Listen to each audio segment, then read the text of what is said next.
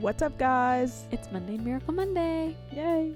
Yay. So, today we're going to be watching the couple previews of Lil Nas X's new music video that's already causing uproar.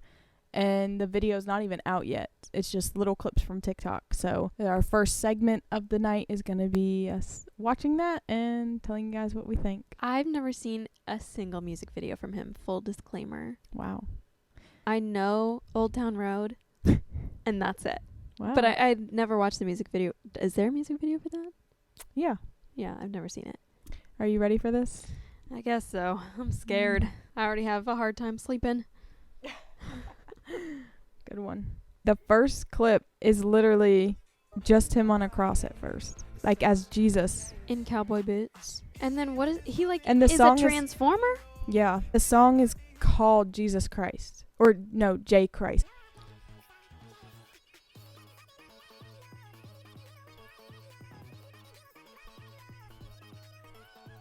Oh. So he is literally using the communion. He's dressed up as Jesus and he's taking shots of communion and then eating the bread. I mean, this is what I wanted to do at church when I was a kid, but like so what are your thoughts?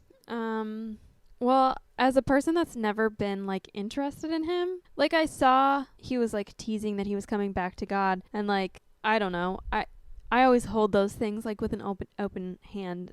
Take it with a grain of salt. Yeah, you hope that it's true, but also like I'm not holding my breath because it's usually just like a stunt. Mm-hmm. And it appears that that is the case. Yikes, blasphemy. That's what I have to say about that. Communion is like a sacred. It's a sacrament. Yeah. And also, I just don't understand like how. The obsession with Jesus. Yeah.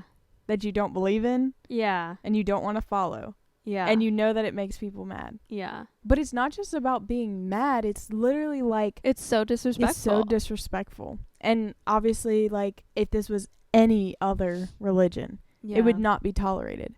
Well, similarly, Sabrina Carpenter's music video that was filmed in a Catholic church. Do you know about that? Yeah. Have you watched it at all? I think I saw clips of it. It was just like... It was not blasphemous in the same way that this is blasphemous. No. But it was just like... Girl, why? Like, so distasteful. Yeah. Like, why use a church? And Right. why are all these artists so obsessed with God and Jesus, but as a mockery? I think probably, well, I know that so much of it comes from a place of pain. And, like, they have been hurt by Christians and Christianity. And so to them, it's, like, kind of getting back at Christians. Which is so crazy because... Yeah.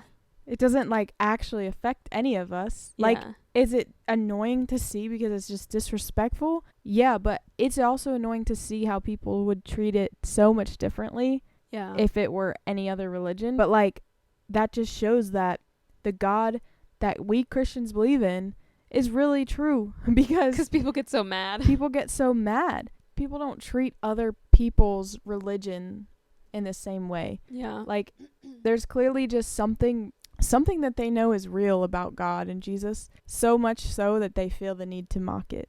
Yeah. I also think that, like, because it comes from a place of pain, like, because I think this is a lesson, not this, but I think that Christians should take away from this that we need to be better examples as far as, like, the Western church in America. Like, I'm thinking, like, the Hillsborough Baptist people who stand outside with, you know, pickets that say God hates the gays or whatever.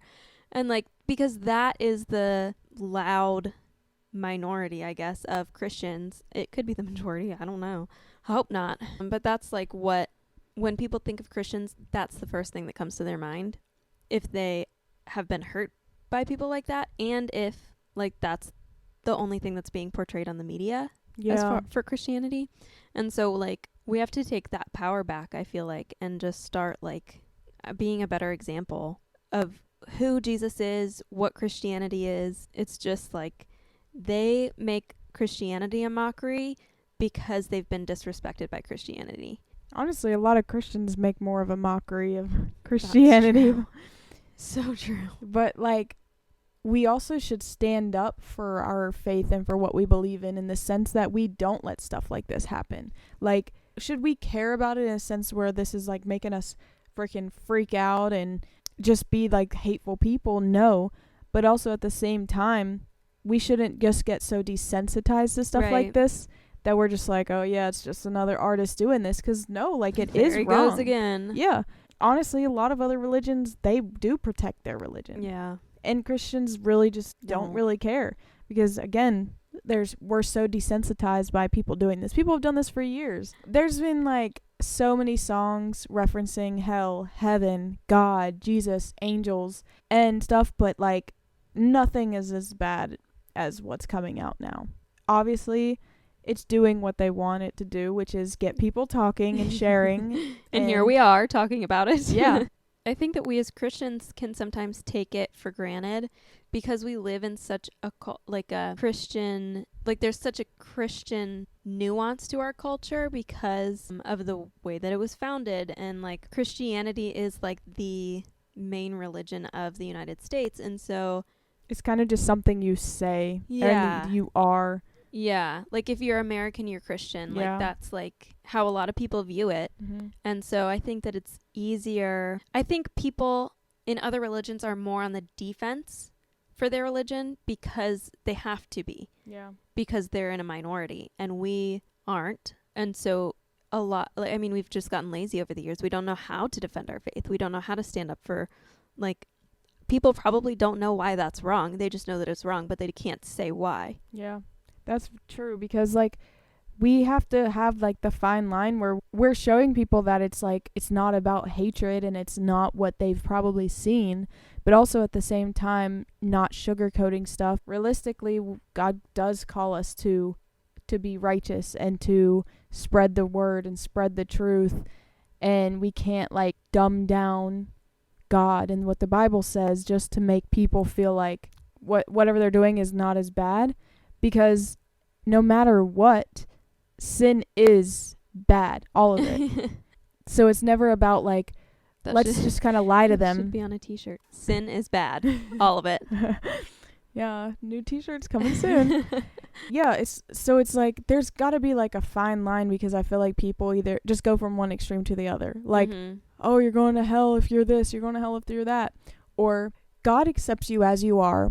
You can come to God and you can stay the same and it doesn't matter.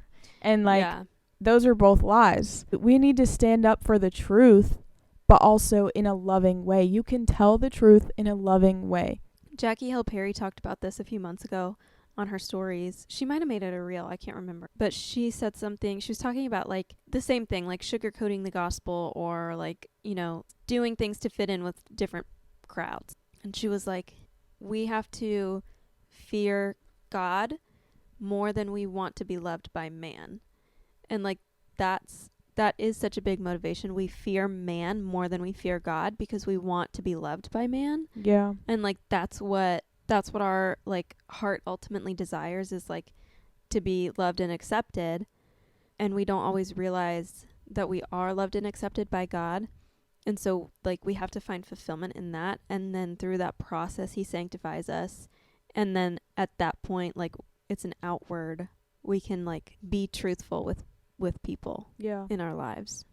But sanctification is, like, not, I don't think it's really talked about enough in the church. It wasn't when I was growing up. I didn't really understand all that. And I think that even in the church, we haven't done a good job of telling people the truth. Yeah. Like we haven't done the job of discipling people well. Yeah. And so that's where you get these hateful Christians that don't know the truth and they don't like understand the gospel and they don't understand justification and sanctification and all these theological issues. They just know hatred, and that's really sad. Yeah, that's true. And hatred never comes from God. So like if you're watching this and you're not a Christian and like you've been hurt by Christians and stuff, like just know that hatred is not a trait of God. It's the opposite. Like everything that you've probably seen negatively or been hurt by, I'm telling you, like, it's never come from God. And Christians are not perfect. Like, should Christians be held accountable for their actions? I mean, yeah. And we all should be repenting for the ways that we've wronged people and the wrong ways we've shown. But at the end of the day, like, Christians are not God. So never take what, like, Christians have done as, like, your representation of God, because although we should be image bearers, we aren't always. Well, we're image bearers. We bear the image of Christ, but we don't always reflect him. Yeah, that's a good way to put it. Everybody is made in the every human being is made in the image of God. I guess you're right. Yeah, I am. If you are one of those people that's been hurt by Christianity and you've been hurt by the church, I'm one of those people. You're one of those people. No, I don't think anybody's immune to that. But I would just encourage you to remember that God is perfect, and he is the one that can heal you. But I also want to encourage you to seek out other expert voices other than just us. I think Jackie Hill Perry and Preston have such good podcasts on church hurt, why you should be in church, who should be going to church, how to get over church hurt, like all kinds of stuff, because they experienced it too. Felicia Masonheimer also has good advice on what type of church you should go to, if you should go to church, if you're coming out of legalism, she's your girl. Like, she is really, that's like her ministry is like helping people untangle legalism. So I would just encourage you to like seek out other sources that have more expertise in those areas. I love Jackie Hill Perry. Yeah. You should all listen to Jackie Hill Perry. Their podcast is just so entertaining. Yeah. Everything that I listen to from them is just like, and it's so real. It's so real. And even with the most like serious topics or like the heaviest topics, like they still find a way to just like make it easy to digest, funny, relatable. Like, I don't know. They're just very good communicators. How about we talk about each of our top 3 favorite podcasters to listen Great idea. So they are one of my top 3 podcasters. Who would you say are your top 3 podcasters? So I do really like Jackie Hill Perry, or it's the Perrys, so it's them as a couple. Yeah. And then I really like Sadie Robertson's podcast. It's so good. Can I tell a story about that podcast? Yeah. One time I was driving from San Francisco to Phoenix all by myself, and so I had downloaded a bunch of podcasts, and I was meeting my mom in Phoenix, and I hadn't seen her in a couple months, and so I was listening. I was like almost to where I was, like where my location was. I was almost there. I was on the outskirts of Phoenix, and I was listening to a Sadie Robertson podcast, one of them with her mom, and it was all about like how to raise godly children, like tips and tricks for parenting and stuff like that. And I missed my mom so much at that point. I was just crying listening to their conversation because it reminded me so much of me and my mom. And she was like, they were just talking, and they were like, Corey said something about how if you cultivate a good relationship with your child, then you'll have a best friend when you're an adult. Wow. And I love that. Mm-hmm.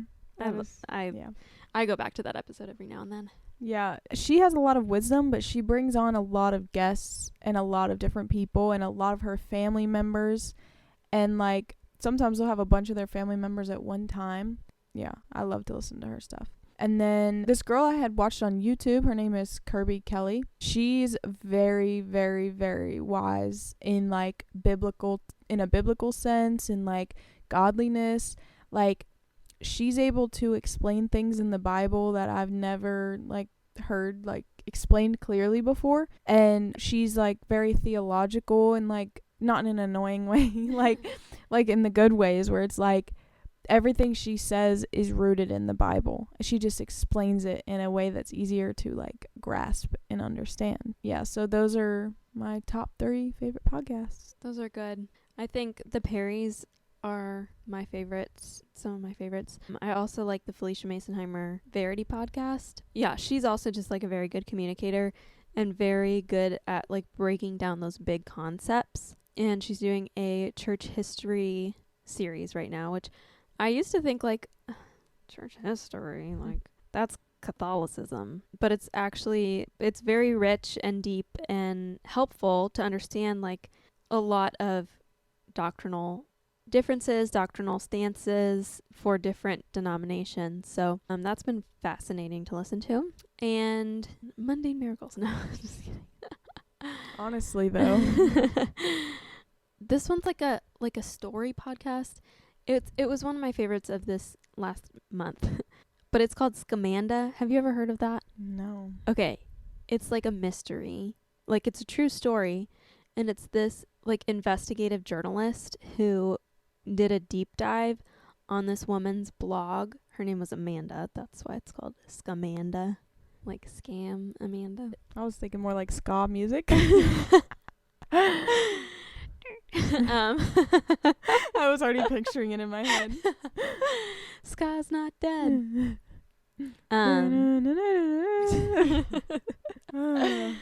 Anyway, she faked having cancer. Oh. And for like years. Wow. And she would get like all of these donations from like her church, from different like cancer organizations and stuff like that. And like it's just such a crazy story. I think I listened to it in like 2 days because it was so, I was like on the edge of my seat the whole time, like, what is about to happen? And it's just crazy. Like, it all, like, she got caught because it was just like her facts weren't straight on her blog. Wow. And this investigative journalist just found it and was like, I don't know about this. She should have done better there. Yeah, honestly. She shouldn't have scammed at all, but hey, you could have got that money. Yeah, that was a crazy podcast to listen to. It was definitely one of my favorites of 2023. It's not like edifying in any way. It's just hey, like, sometimes wow. there's that. I have a couple people like that too, where it's like sometimes you just want something interesting, intriguing, entertaining. Yeah, it's very entertaining. Yeah. It's just like, especially if you're into like mysteries or like thrillers. I don't know. It was just like, I cleaned the house a lot listening to that because I was just, and sometimes I would be so shocked at the storyline that I would just sit here and like stare out the window and listen and be like, I can't believe she did that. It's crazy. At least it's a true story. I know. I'm not into like I'm not really into true crime as much, but like those types of things, I mean, I guess that's technically true crime, but like not the murdery kind. Yeah. That's just, this is like fraud. Yeah. And that's big crazy. difference. So there's some podcasts for people to listen to Yeah, honestly. when it's Check 'em not out. Mundane Miracle Monday. Yeah, make sure you listen to us first and then I'm just kidding. But yeah, so what was your mundane miracle of the week? We made it through one full day of juicing. Yeah, that's my mundane miracle too. It was Oh my gosh. this is the longest day of our life. We did a juice cleanse yesterday, and here we are, alive to tell the tale. We have had nothing but juice and water all day. So we juiced our own fruit all day And vegetables. and vegetables. And it's all we could have. Every 2 hours we had a juice and we had to drink water in between. And But we didn't do very good at the water part. No, because at the end of the night I was dry as a desert. Dry as a desert. Because it like dehydrates you, so you have to drink lots of water. Which, let it be known, Erica told us that. Erica, the juice shop lady, she told us that. And, of course, in typical fashion, neither one of us believed her. And it was like, also so hard to drink. So Yeah, it much was. drinks. so much drinks. So much. But so many drinks. Like, after drinking all that juice and then trying to, like, freaking gulp down a bunch of water. Yeah. Every single time. I couldn't do it. It was hard. It was really hard. And, we had some blueberries because it's still a fruit. And Mariah was like, it's nice to chew on something. Because we just wanted, like, texture. Yeah. Instead of, like, just drinks. Like, it was, at first it was like, okay, no big deal. Then we got closer to, like, dinner time, and that's when Mariah started getting hangry. Gosh. Yeah, I was filled with rage. And she was telling me, like, I don't think I can do it. I need to eat really something. didn't. I was like so close to my breaking point. And I said, yes, you can. You're going to do it. And when you're so hangry, and somebody, and you know that you can eat. Like, nobody's like locked away the food. Like, there's food in my fridge, I could eat it. But when somebody is in your face telling you, don't give up, you can do it. Oh my gosh, I just wanted to smack her. Yeah. She was so mad, and she was like, I just want to eat and I don't want to do this anymore. And so we snacked on some apples. So I guess we did kind of have like something to chew on in a sense, blueberries and apples, but it's still a part of the cleanse because it's still fruit. But we had some apples and we were just like, dinner. And we were just trying to get through the dinner phase and everything, and she almost didn't make it, but she did. I did. And then after I got over my hump over the worst, then Angelica hit her wall. And I was just kind of like, I was hungry, but it kind of just going insane. Like I wasn't you weren't I wasn't hangry. I was like, everything was so funny to me suddenly. But then like we went and met up with our friend at Starbucks, and every place we passed, it just like I felt like I could see steaks all staring at me. And there was a Jimmy John's outside the window where we were sitting, and she was like, I wonder if they're still open. And I said, it doesn't matter. Yeah. But yeah, so then we went home and we made it through the rest of the night. We finished off our juices and went to bed and woke up the next day, and here we are. We made it through. All I wanted was a steak. And all she probably wanted was tofu scramble. I wanted tofu scramble so bad, and so I made it this morning because I could. I had a steak burrito. Yeah. We had Mexican food to celebrate, you know. Yeah. So, yeah. We're just proud of ourselves. We made it through. We're drinking lots of water today and replenishing our body, and there will be a vlog on her channel. Yeah. If you want to see the whole process. So you could see her getting hangry on there. It's very interesting. Thanks for listening, guys. See you next week. Peace.